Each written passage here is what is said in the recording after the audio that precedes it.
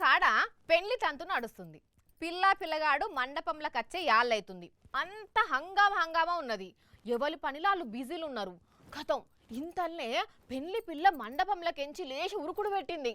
ఓ జర సైసుండ్రి, ఏదేదో ఊహించుకోకుండ్రి. ఆమె ఉరుకొచ్చింది ఇద్దరికి సాయం చేస్తేందుకు. మరి ఆ సాయం ఏందో చూడుండ్రి మీరే.